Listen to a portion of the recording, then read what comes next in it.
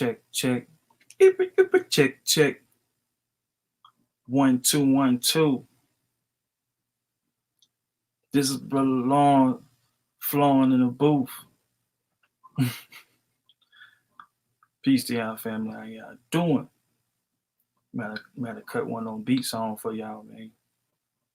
Here we go. Here we go. Click on this. Click on that. Give me 1 sec. Let me share this stuff to all my friends and fam.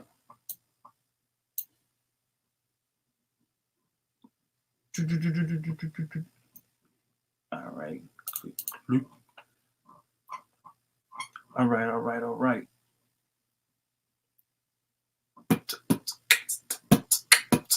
Hey. 1 second. Share this thing to the my homie Heavy. Make sure you get the link just in case you got a little time to pop up on this thing, man. How you're doing? Let's give it 1 second, get everything together, man. I see somebody checking in, man. If you're peeping in now, go on and hit that like button. I see you. Go ahead and hit that like button for your boy. If you can hear me, put a 1 up in the chat.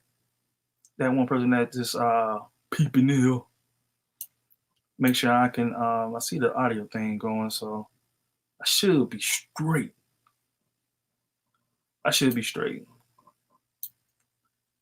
Got one more. Warfare K. Peace to you, Chief. Man, it's always good to see you, bro. How you and the fam, man? We got that 1. And it's on and popping. Just like that right there. Sometimes I get a little carried away with this sharing thing, knowing it ain't gonna come up in this thing, but you came up in this thing, man. What up? Life is good. Life is good. Life is always good. Even when it's bad, guess what? It is good for you to be breathing right now. It is always good. All right, my last little link before I dive up in this build today. And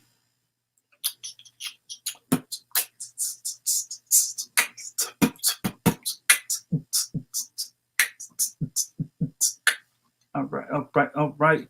Peace to y'all family. How y'all doing, man? It's Brother Lawrence 228 up in this thing, man. I appreciate no matter if you tuned in live, you catching on the playback. I appreciate you hitting that link. You know, make sure you hit that like button, man. I appreciate you. How you spell that? Appreciate you. I sure do appreciate you, man. Tuned in. You see the title of the bill today. It's gonna be on MBCLEO. That stands for Mississippi Black Caucus of Local Elected Officials. Okay. Which is by I had the pleasure of working with Miss Debrah Delgado, right? She's the city councilwoman of Hattiesburg, city of Hattiesburg, Mississippi. Hub City, what up? And you know, I was the designer and graphic designer, so I did another. I think I did a build on kind of introducing my working relationship with her and helping her in her political agenda as a Democrat. Okay, and not only that, but as a Black person, right? Helping other Black people kind of coming together and furthering the agenda, right?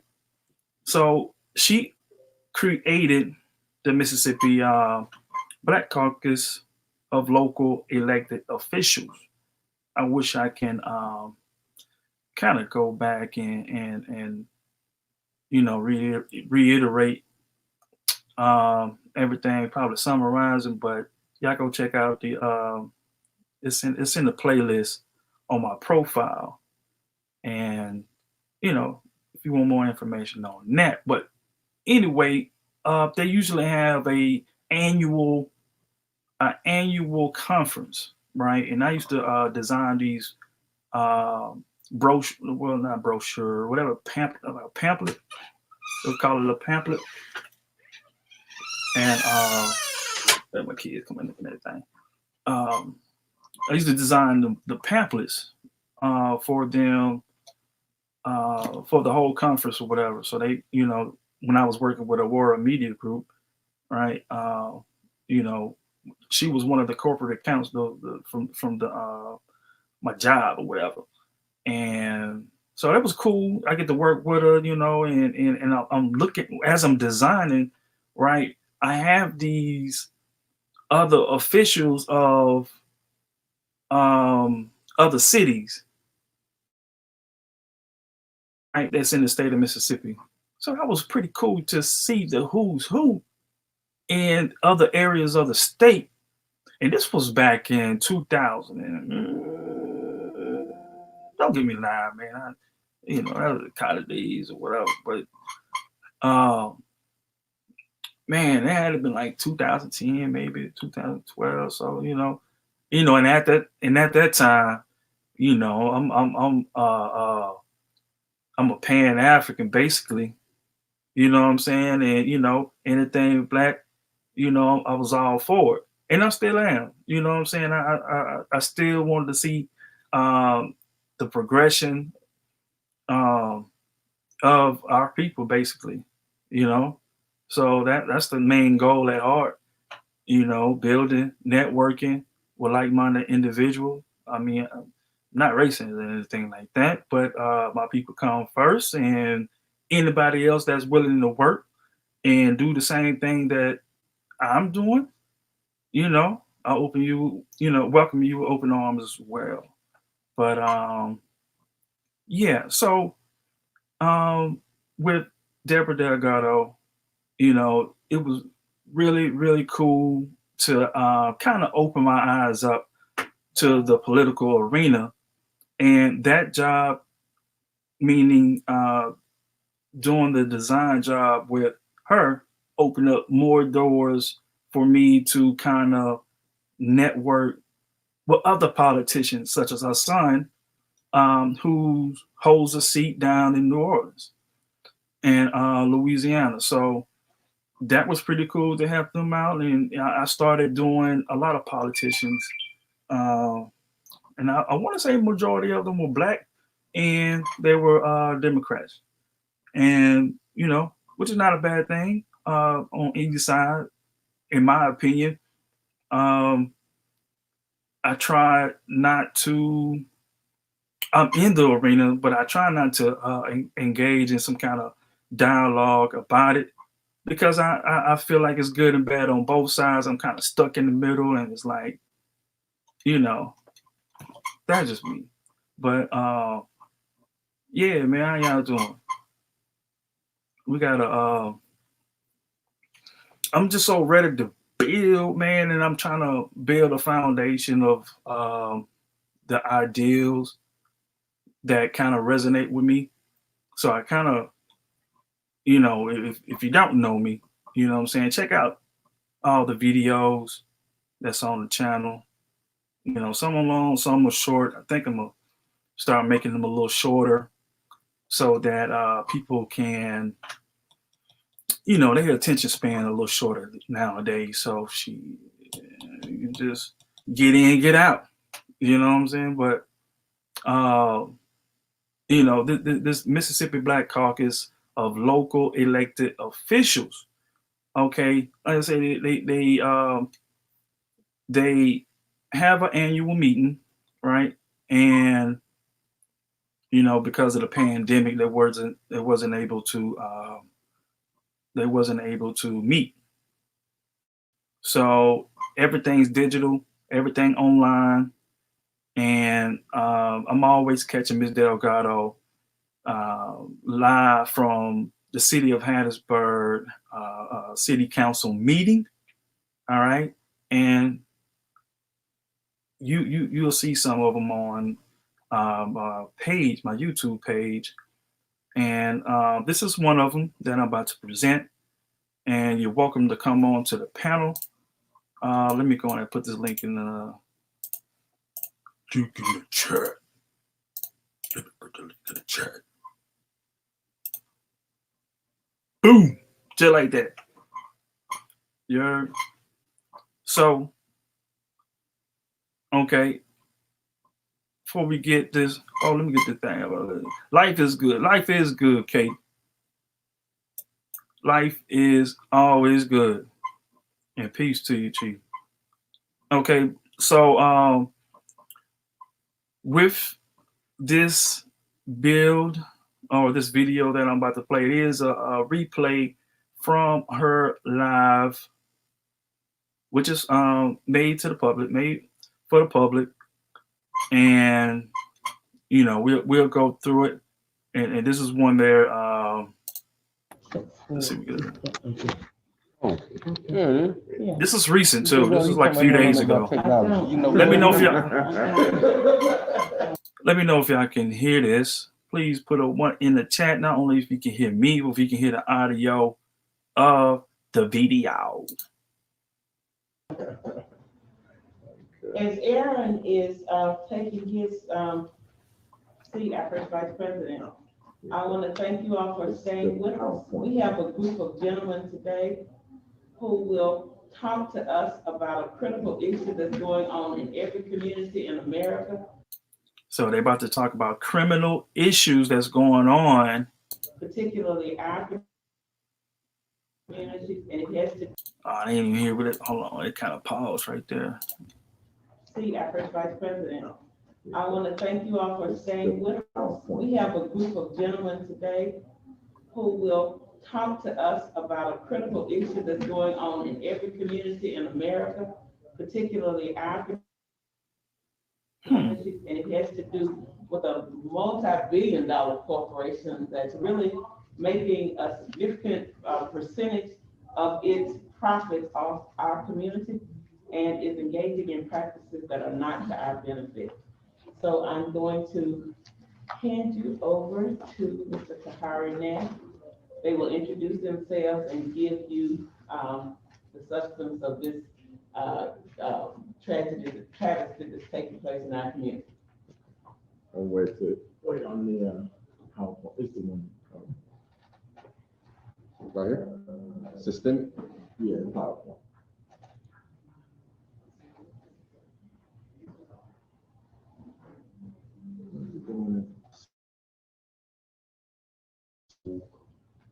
They have like a laptop. You can do it.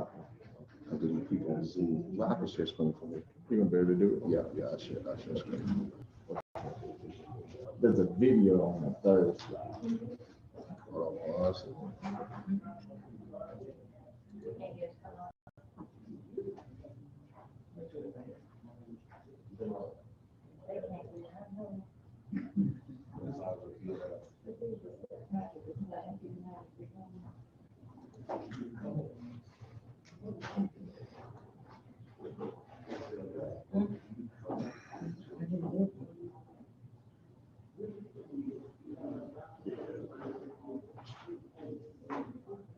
Let me know when you're ready. Yeah, so you want to go on the start?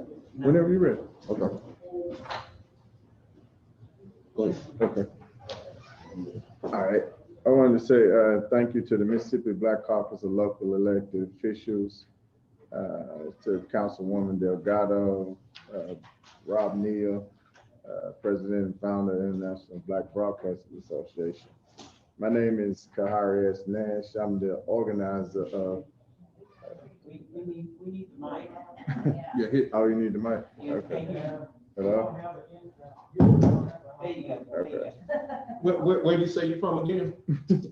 I'm originally from Mount Bayou, Mississippi. Mount Bayou. What college did you go to? I went to Morehouse College. Your voice got a little lower. Yeah, you got to come back to Mount Bayou. Okay, Get come back to Jackson Mount State Bayou. All right. You need the Mount Bayou field for it. Okay. We got it in the field. We need that outside for it. Okay, so we're gonna, Ben Johnson will tell you how to speak. yeah, that Ken voice. Johnson. Okay. Yeah. Okay, so, thank you, Mississippi Black Caucus, local officials.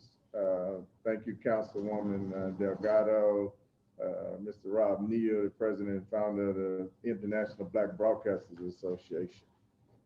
My name is Kahari Nash. I'm the organizer of Don't Be McFool. And today we're going to give you a presentation on the systematic racism in McDonald's and the lawsuit that the Byrd brothers have filed against McDonald's.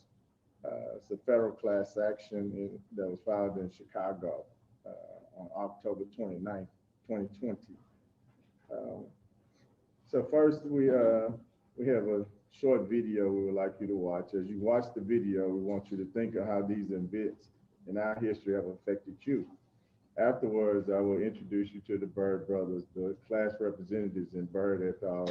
Versus McDonald et al., which will be one of the most groundbreaking lawsuits in franchising history that is poised to reset, recreate, and change the franchising laws, as well as the labor laws, the National Labor Referral Board Act, and impact the National Labor Review Board joint employer ruling by leading the way for franchisors to be responsible for unionization, not the franchisees, as it was so massively changed by McDonald's in 2019 from the 2015 ruling.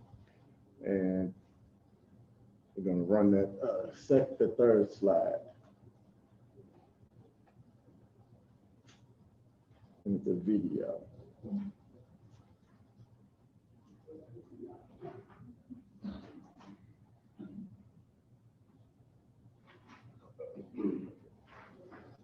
See? There you go.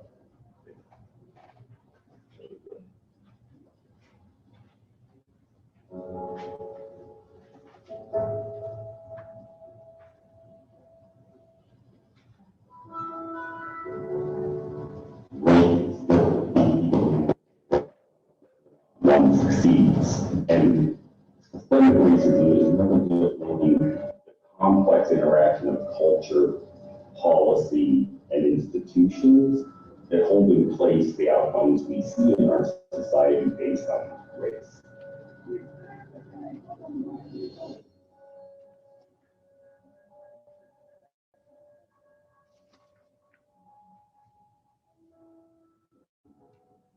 There is also institutional bias and there's systemic bias, which is recognizing our history, our culture, all of our policy and practice, and the ways in which those things determine the success for people in our country based on.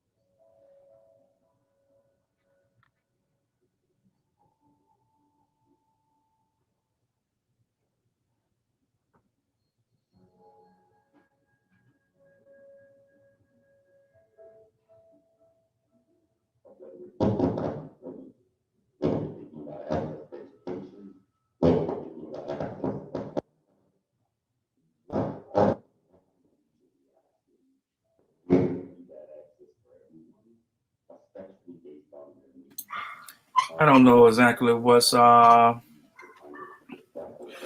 on with the audio. I think it's on their end.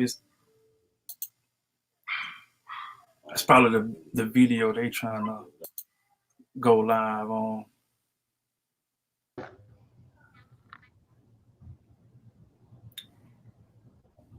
Are you backing now? I apologize. Oh, he said he apologized. Sorry about that. I'm sitting there trying to figure it I've out. been a operator for 32 years. There we go. And it breaks my heart to have to talk to you about this today. But what you just saw was the breaking point for me. If not now, when?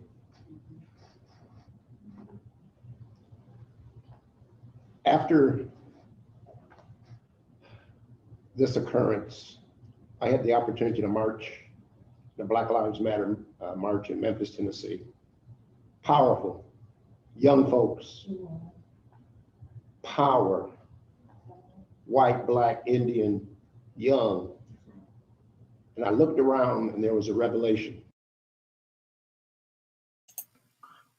Run that back. Sound like you said young black Indian. After this occurrence, I had the opportunity to march the Black Lives Matter march in Memphis, Tennessee. Powerful, young folks, power, white, black, Indian, young. And I looked around and there was a revelation.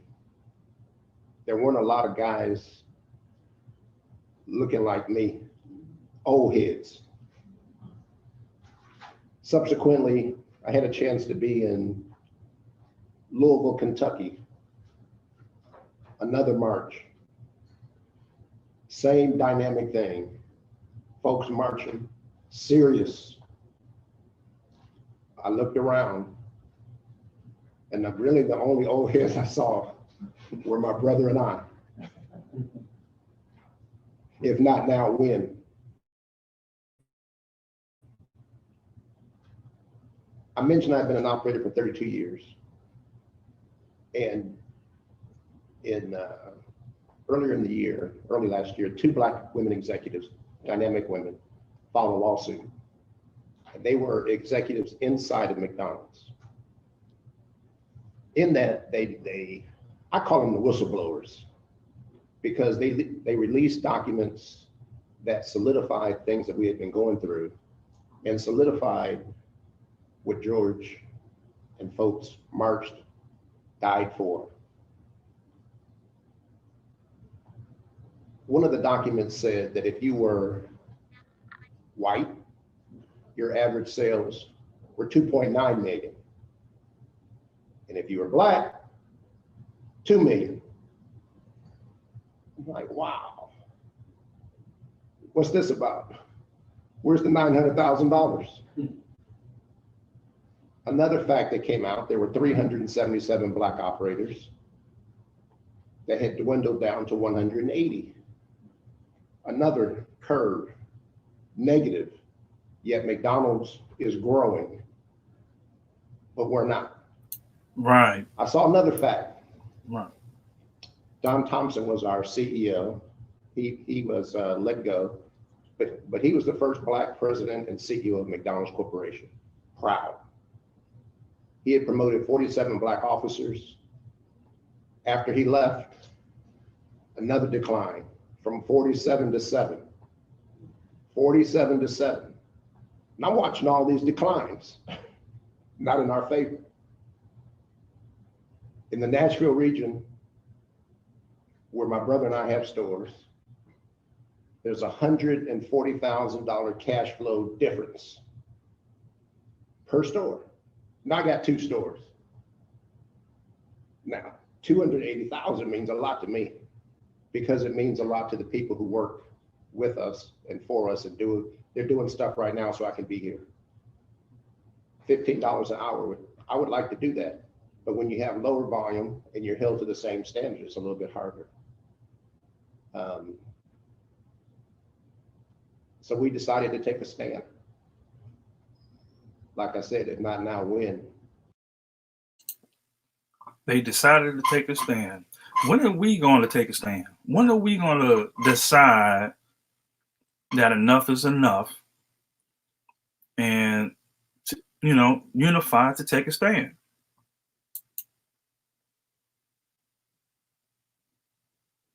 And if not us, who? We've been talking about things forever. And at age 64, I'm sick of talking. I'm sick of listening. I'm sick of waiting. I'm sick of hoping somebody else will stand up. I had the privilege of getting my brother to work with me early on. Proud moment. And he got his own store. And I thought I would, being the big brother, we've been dogs since we were little, right? And we both got into McDonald's, we're doing our thing. But I really thought that we could do this thing a little better. And so I'm a little disappointed that things didn't work out exactly the way we wanted them to. And I had kind of got them into something that wasn't quite where it needs to be. But here we are to get today. along with Brother Nash, shoulder to shoulder fighting this thing. And it's a battle, but it's right. Thank you, Jim. Do what's My name right, is Darrell man. Bird. If you feel like it's wrong, speak up about it. Do what's right. Be righteous. That gut feeling that you feel, like, I don't know. I don't know what's going on with Like a video. little brother, There we go. as old as I am, I used to go out. I'm gonna try not to stop it so My favorite was much. salt and pepper, so I went ahead and just said, forget it. First was salt and pepper, that was okay. I thought it was kind of cool. Then it was salt and pepper, but this part here was like the disappearance.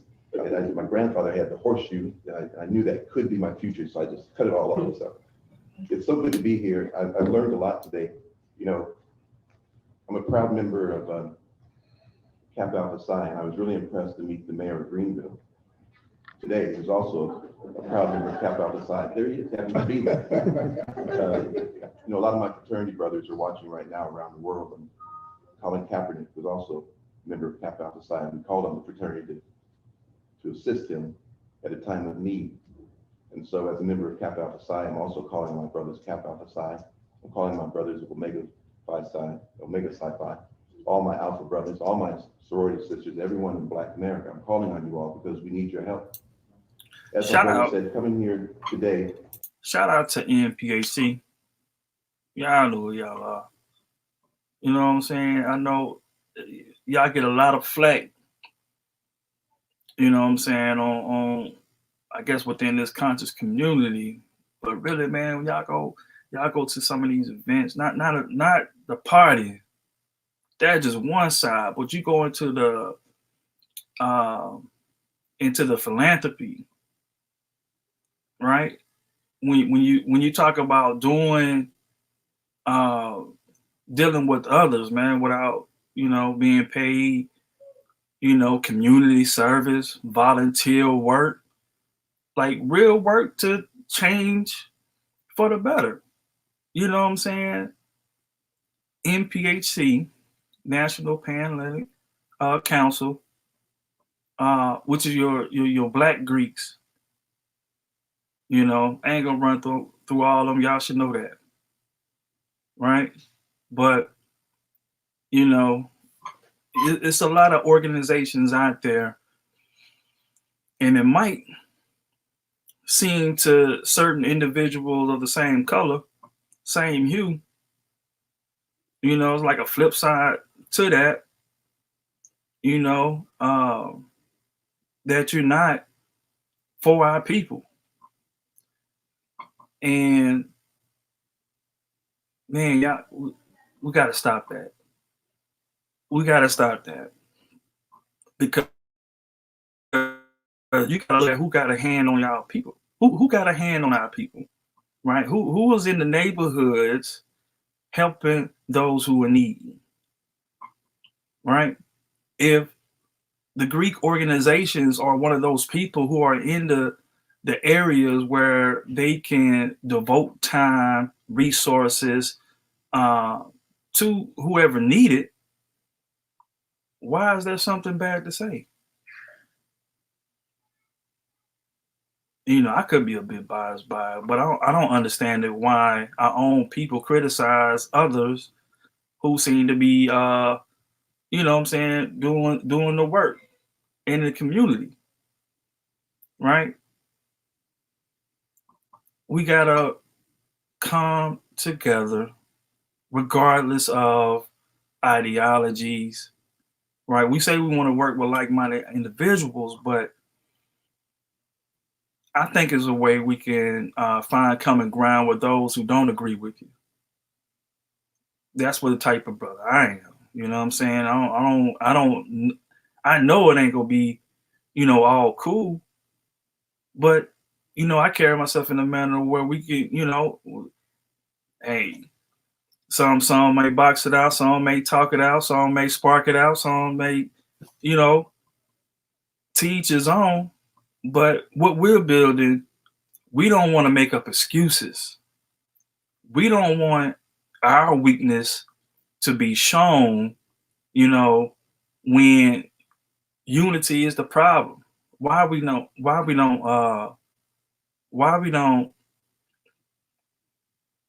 can't get along? Why black folks can't get along? Why black folks can't get along? That need to be another bill. Somebody build on that. You ain't gotta invite me. Tell me why black folks don't get along. We got our own problems, right? Against one another to work out. And we also got problems from those who don't like us. We have a system that's in place for those who don't like us. And once we try to play that system, you got to know how to work it. You got to know how to work it. Let's continue. As a McDonald's operator, I was able to get my first store in 1998. The only thing about working for your brother, which is really cool, but you have an opportunity to learn a lot about the business, a lot of the insides of the business. So when I got my offer to get my first store, well, let me tell you, I'm a member of the National Black McDonald's Operators Association. I'm very proud to say that. Let me give you a little history. The MBCLEO, which is what we're known as, collectively, we would be the largest black business in America. And that's sort of a proud thing in volume, in sales volume, but it's not the case in actual equity. So in 1968, when McDonald's started in 1955, there were no blacks allowed, like in a lot of places in America. But in 1968, the brothers in Cleveland, Ohio, which I was born in Cleveland, Ohio, they were in the neighborhood on the east side, and there was a Caucasian owner-operator that had 4 locations in the hood. And we couldn't work there or anything, but we could spend our money, and the brothers and sisters got tired of that. So what they did in Cleveland is they barricaded those stores and wouldn't allow him in his own stores. It didn't take McDonald's long to realize I got a little problem. And in 1968, we had our first African-American, well, back then, we had our first Negro owner-operator in McDonald's, Herman. You see how he caught himself to not be associated with African American and end up calling him a Negro, the first Negro, not the first African American, but the first Negro. So what's the difference? Asian owner-operator had 4 locations in the hood. And we couldn't work there or anything, but we could spend our money, and the brothers and sisters got tired of that. So what they did in Cleveland is they barricaded those stores and wouldn't allow him in his own stores. It didn't take McDonald's long to realize I got a little problem. And in 1968, we had our first African-American, well, back then, we had our first Negro owner-operator in McDonald's, Herman Petty, who became an icon. But the reason I'm telling you that history is because when we came in the door, we came in fighting, slugging and fighting. We were proud to get stores, but I noticed the stores were in the neighborhood with lower volume, lower sales, higher rents. And you had to have security guards, and all that came off of his bottom line. So what Jim was talking about, that $140,000, it's real money. I know it sounds like a lot when we talk about these millions, but when I'm talking to my young brothers and sisters, I tell them, if you need $100 and you have 80, you're a little short. If you need $1 million and you have 800,000, you're still short. And so that's the thing that we're dealing with McDonald's right now. I came in the system in 1998.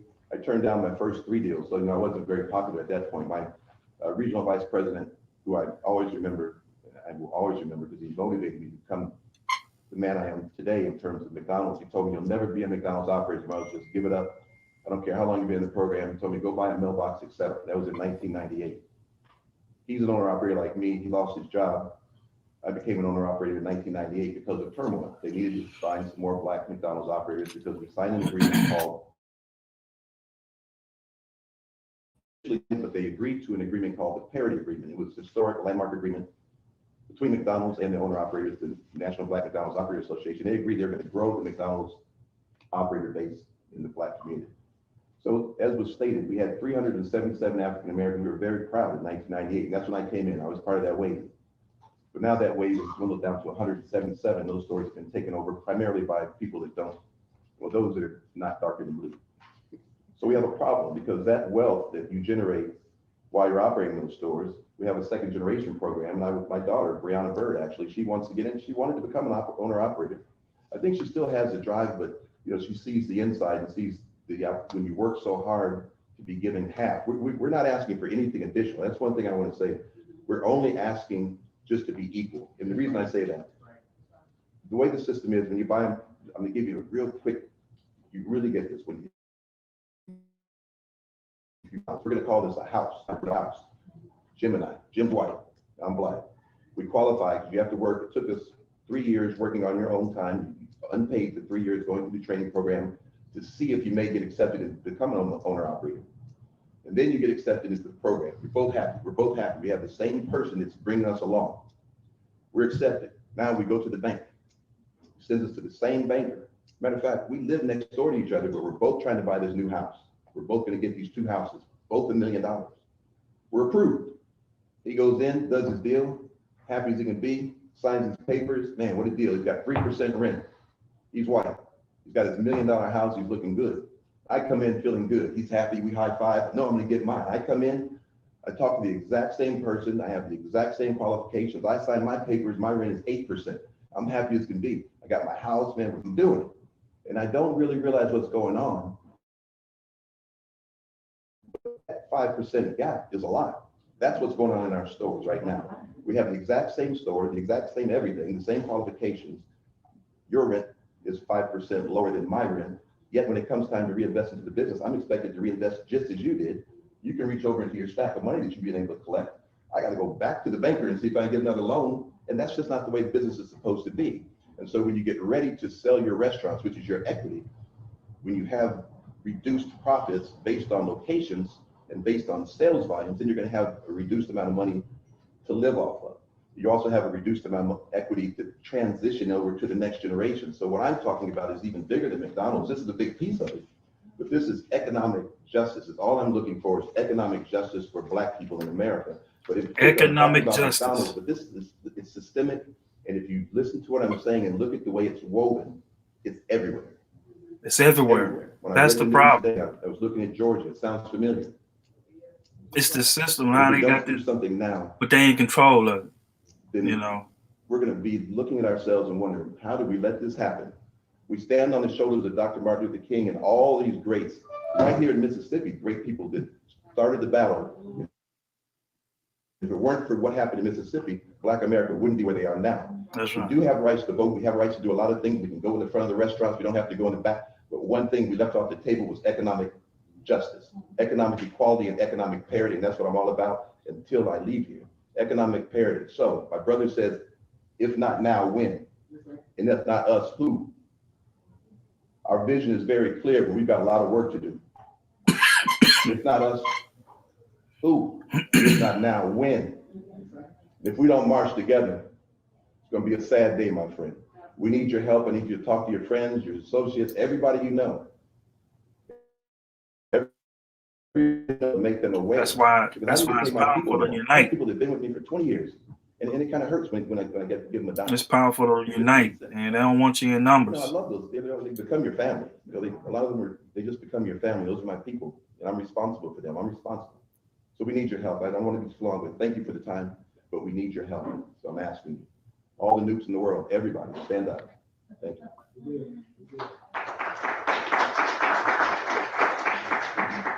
Before I give the platform back to Brother Nash, there's a older McDonald's operator out in California. His name is Reggie Webb, and he actually just retired. And Reggie would always say, "We don't want to hurt the goose that laid the golden eggs. We just want some more of those eggs." We're not talking about more than. We're trying to be equal. And that's the doggone shame in 2021. Next slide.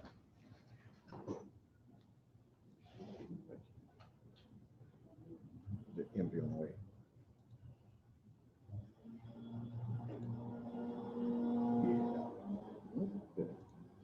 I have a question Yes, ma'am. about the disparity of the franchises. So is it true that people that look like you and are not given the prime opportunity to open up businesses in prime locations, as possibly being one of the reasons why there is an economically different in the businesses. Is it your location that McDonald's corporate is offering people of color? Because I do believe that when you're in prime location, that you don't have that gap, the disparity in your finances. So I believe that's one area that should be issued. Now, I don't see anything wrong with having locations in your neighborhood. You're offering jobs. But what about in your prime location? Yo. Hey, family. Man, I'm gonna have to cut this thing short. And I know y'all engaged with that question was that question that was asked to the panel. We're gonna have to continue this either later on today or tomorrow. And I just gotta make a quick run, and I can't just let this thing run on because it's probably gonna be another hour or so before I get back.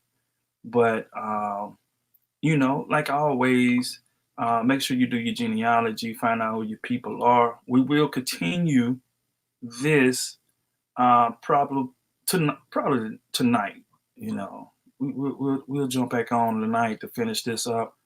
But yeah, economic equality is more than a reason to stand up, fight for what's yours, fight for what's right, and what better? There's no other better time, to unite with those like you than now. So this is part one. We're gonna do part two in a little. So appreciate you tuning in. Make sure you click that like button and subscribe if you haven't, man. It's Brother Lawrence 228. We out.